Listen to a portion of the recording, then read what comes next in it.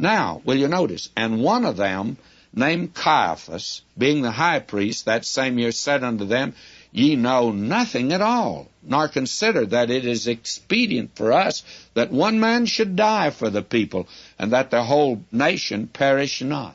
This was a strange thing here. And thus spake he not of himself, but being high priest that year, he prophesied that Jesus should die for the nation.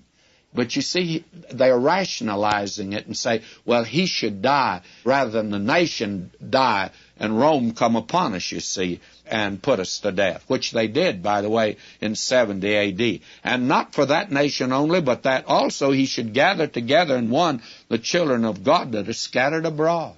This is a remarkable prophecy, given the gift of prophecy because he was high priest that year.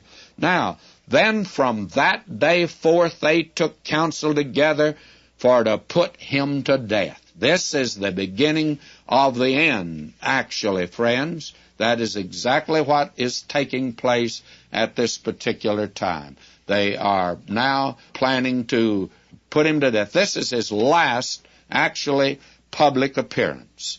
And Jesus, therefore, walked no more openly among the Jews, but went thence into a country near to the wilderness, into the city called Ephraim, and there continued with his disciples. If they won't believe Moses, why, they will not believe though one be raised from the dead.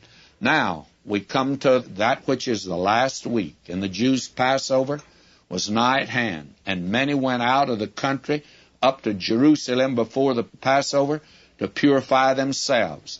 Then sought they for Jesus, and spake among themselves as they stood in the temple, What think ye, that he will not come to the feast? Now both the chief priests and the Pharisees had given a commandment, that if any man knew where he were, he should show it, that they might take him. This is the breaking point. This is the end. And we'll see that he comes up into a home. We'll visit the home of Mary, Martha, and Lazarus, and then we have the marvelous upper room discourse that he gave to his own.